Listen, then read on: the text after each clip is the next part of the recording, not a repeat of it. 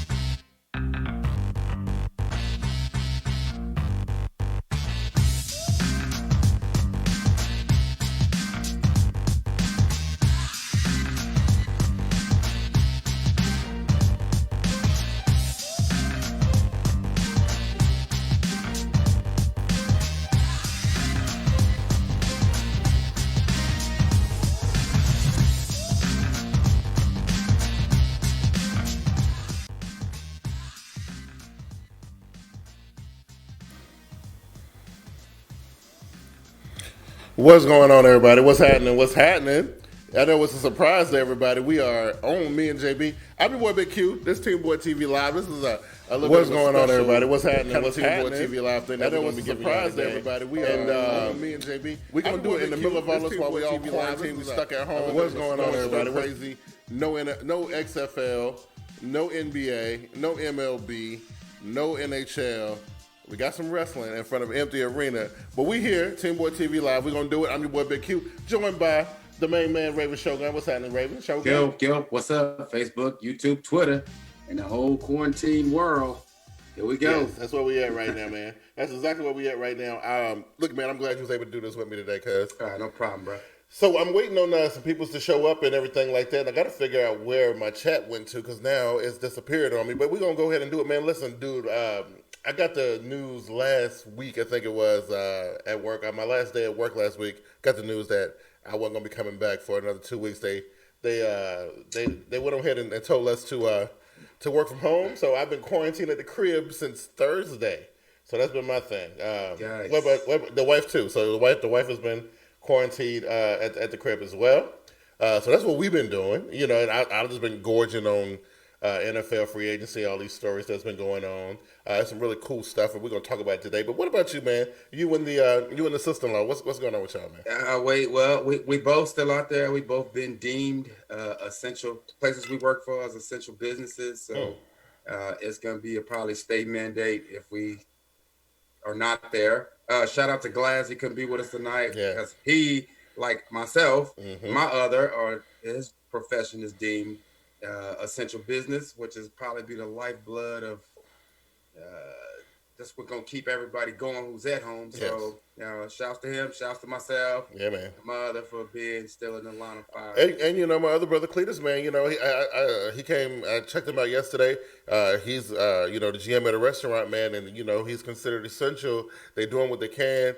They closed all their dining rooms and stuff. At least around here. All the restaurants, the dining rooms are closed. You can still go through the drive-thru and stuff. They out there doing it, keeping us fed and keeping, you know, food in our bellies and doing this crazy. It's crazy, JB. This is wild, man. I've never seen it in my life, man.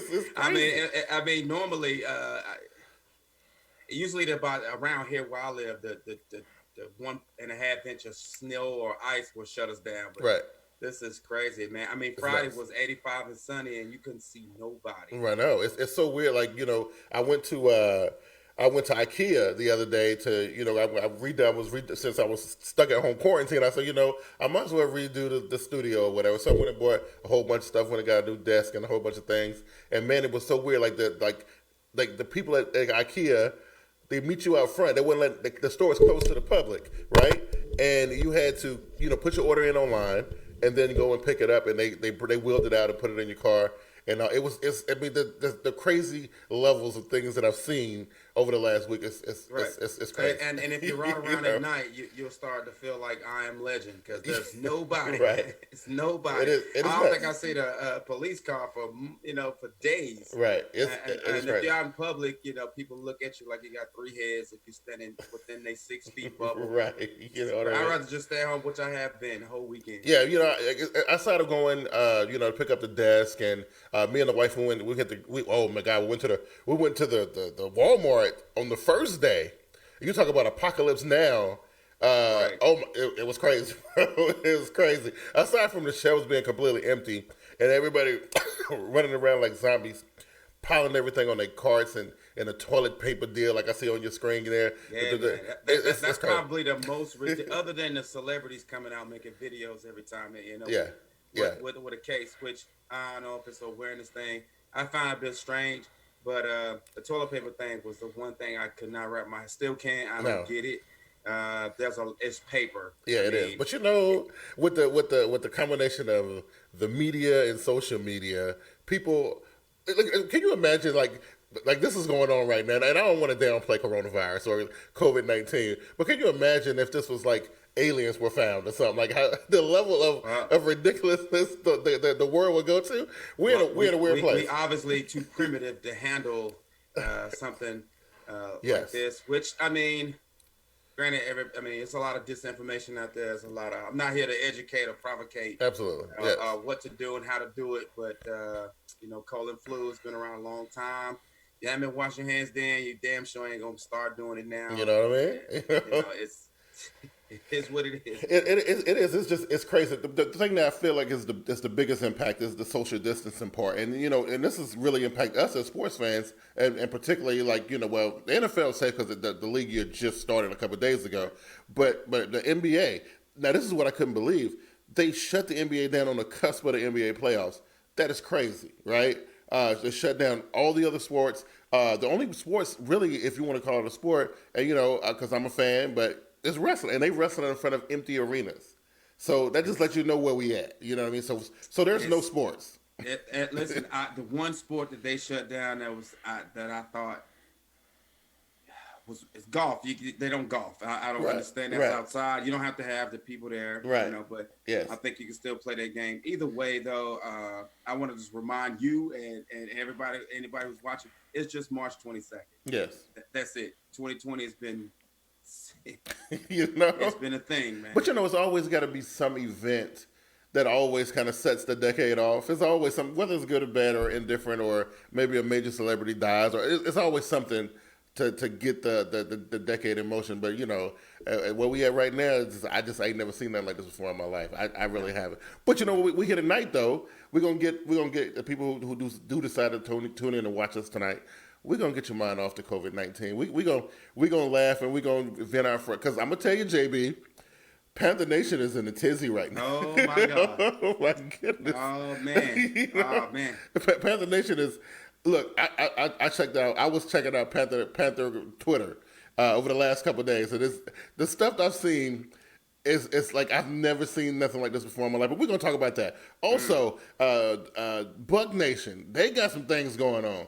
I've seen people on social media complaining about the Indianapolis Colts and their situation and their signing. And it's just been, oh my goodness, the Rams and we're going to talk about it. It's a lot on the plate tonight. It is. You know what I mean? But man, I'm going to start here. Let's just go down the list and we'll just knock them down as we see them. We'll just go through every team and see so far what we get at free agency, the pickups and the signings that done happen per team, and we'll discuss them as we go. So we'll start here with hold on, I'm on the wrong page. Here we go. We'll start here with the Arizona Cardinals, right? So let's say here the biggest remaining needs: offensive line, edge rusher, defensive lineman. So they picked up Devondre Campbell, linebacker, 1-year deal worth up to $8.5 million. Kenyon Drake, running back, he's a journeyman. He's been around for a little bit. You got a franchise tag put on him. Larry Fitzgerald got re-signed. Now, that's interesting. We're going to talk about that here in a minute. Larry Fitzgerald got re-signed, and I think it was on the heels of this signing. DeAndre Hopkins got acquired in a trade from the Texans, along with a 4th-round pick in exchange for running back David Johnson, and as well as a 2020 second-rounder and a 2021 4th-rounder. And then there's Devon Kennard, linebacker, 3 years, $20 million. That includes a 12 and a quarter guarantee for that. So listen, let's talk about the Cardinals for a minute. Larry Fitzgerald, I don't know what season this is, JB. I don't know what this is. It got to be close to 20. I thought this would be because we knew his contract was coming up, right? I don't know if he still had a year or something left on his deal or not. I can't really remember. But he just re-signed for a 1-year contract worth $11 million with incentives. And I think, like I'm saying, I think it's because they brought on D Hop. So let's talk about what you think about that. So the Texans, who were playoff material, right? They were on the cusp. They were one of them teams that was on that bubble. They trade away one of their primary weapons to the Cardinals. What you think about that? Primary. That he is the weapon. Right. Okay. So you want to speak on Larry, or are you talking about Hopkins? Well, both, because I think they go hand in hand. Well, yeah, but I mean, if why go anywhere if you're gonna bring in a caliber player like DeAndre Hopkins? Right. Well, I think Bill O'Brien made the mistake of trading away. I mean, this has been in his history. The whole Clowney deal went wrong. Yeah. Left a bad taste in his mouth before he was demanding out of there because, in Bill O'Brien's mind, they don't pay players. Right. But they pay J.J. Watt. So I don't get it. I feel like it's something I've been listening to several different pundits speak on this. Yeah. D-Hop itself, I heard Michael Irvin saying something to the effect that Bill O'Brien compared him to the likes of Aaron Hernandez as far as his presence in the locker room. Wow. And having his baby mamas there at the facility time to time. I don't know. Bill O'Brien don't seem – I think they gave that idiot too much power. Yeah. He's going to be one of the ones that'll run a franchise in the ground, and we seeing it. Jonathan Joseph gone. Clowney's gone. DJ Swearinger is out of there. He just a few years ago, and now the best player that you have on that team besides Watson, and I fear for his ending there. Yeah, I do too. You know, that started kind of showing its ugly truth at the end of last season. But do you think Arizona gave up too much? They traded away a running back who got a little bit of tread on the tires, but they had a 2020 second rounder and a 2021 fourth rounder. No, I think that it was a total giveaway on the Texans' part. David Johnson was owed a lot of money. Okay. They picked up his contract. The Texans did and traded DeAndre Hopkins away for a fourth rounder and picked up the tab. Q. Yeah. But for Hopkins, it is what it is. Yeah. You know, but I mean, he ain't losing nothing. But the respect that he thought that he had in the league and with that team, they gave him the loudest possible slap in the face that you could. Pick up another injury-prone running backs, which they don't value running backs in the league as much as they used to. Right. But they pick up his remaining contract with the Cardinals and deal him away for that in the fourth rounder. No way. Yeah, that's what it is. So Fitzy coming back for one more year because he want to play alongside DeAndre Hopkins. Now I haven't heard Fitzy say anything about it. I'm just thinking what would make him want to sign a 1 year to just come back for one more ride. Like they wasn't promised nothing last year. Maybe he was impressed with their young rookie quarterback last year. He started the ball. Right, He got acclimated. He started doing well. Yeah, so I don't know. Yeah, it is what it is. But it's going to be interesting to see how that one shake out. We move on to Atlanta. So this is what they did. Their biggest remaining needs, they need a corner. They need a linebacker. They need a safety. They have acquired Taylor Davidson, defensive tackle, 3-year, $12 million deal, $4.5 million guaranteed. Dante Fowler, edge, expected to sign a 3-year deal worth $48 million with the Falcons. Todd Gurley, this is the big one, right? Todd Gurley, running back, agreed to a 1-year, $6 million deal with the Falcons. He received a bonus of $7.5 million from the Rams, and there's $2.5 million in the offset. In total, Gurley gets $11 million to play in 2020. So Gurley gets jettisoned from the Rams for a plethora of different things, from the knee situation. The team didn't believe in him no more. We did see the stats where his numbers have declined over the last 3 years, especially in 2019, his lowest, stats that he'd ever put up in his career. For a payday, that's why you're there. Right. That's why the CBA is there. That's why you try to have these protections in place. Yeah. You want to see if you're good enough to get that contract after your rookie deal. That's what happened. He got it early. Zeke got it early. I don't know if they're doing similar things, but I mean, what's left if the team ain't Super Bowl caliber? Yeah, and I don't know. So I just remember the Super Bowl run for the Rams when they were leaning on Gurley the most, and he could not come through for them the way they needed him to. What did he do after he got paid? What you mean? Everything all the leverage that he had and his Rams success, as far as their running capability, it was there until he got that big contract. Absolutely, and then everything just started showing itself. When I heard the news about it, first I was a little bit taken aback by it, but then I thought about it, and I was like, yeah, they really ain't getting nothing out of him. So he's just sitting there eating up all this money and all this cap space. It might be time to do something with Gurley, right? And that was the dump. I mean, look at that team. You got Aaron Donald taking up a lot of money. Jared Goff's contract is no. Yeah. They don't deserve that. I mean, think about it now. There's been teams where it's been one player with $100 million contract and then constrict the team from doing anything else. What else could the Rams have done with 3 stars pulling up that kind of money? Yeah, they got to do something. They got to do something. So that's what would happen. So Atlanta gets Todd Gurley, which I didn't think they really need that. I thought their running back situation was okay because who they had last year, Tyler, they had two young guys, and I thought the Atlanta running game was all right, but apparently they want to bring in a veteran who and that's a big name in Todd And Gurley. Freeman is out. Yeah, right? So that's Atlanta. Now we move on to the Baltimore Ravens. Their biggest remaining needs. Well, they got a guy from us. Oh yeah, got Hurst. Yeah, Hurst, the tight end for us. He went there. And he want to catch more balls. We don't throw a whole lot of balls. Yeah. I think Mark Andrews was our main tight end target. So so they got a 2024th rounder for him. So and a 22nd and 5th round select. So they got three picks out of it. So it's not bad. You know what I mean? But so they need so they're looking for a linebacker, edge rusher, and offensive lineman. So Michael Brocker is defensive tackle, 3 years, $30 million, $21 million fully guaranteed. The big name, Calais Campbell, defensive end, acquired with trade from Jacksonville in exchange for a 5th round pick. And they finalized in the 2-year, $27 million deal with Campbell. They will include $20 million guaranteed. Matt Judon, edge, the third. The team placed a franchise tag on him. And then they got Matt Skura, the center, and they got they placed an original round tender on a restricted free agent. So it says if another team signs him to a contract and Baltimore doesn't match, the Ravens will not receive any compensation. And Jahai Ward, defensive end, agreed to return to a 1-year deal. I don't know what the money is on that. But the big news here is Calais Campbell. Went down to Jacksonville, turned them around, turned them into a legit playoff contender for a little bit. They were hot for a little bit, right. And then I guess he reached. I guess the ceiling was met in Jacksonville. Tom Coughlin happened, but right. anyway. Yeah. So but Calais Campbell to Baltimore. That's your team. What's up with that? I like it. That's one thing we were lacking. The whole run, even though it was successful, we got away with a lot of stuff by scoring points, which is unusual for Baltimore. Hopefully that stays in place, but no pressure on the quarterback. Got us pretty much beating the playoffs, other than the miscues by ourselves. But Brockers, Campbell, I hate that Judon got tagged.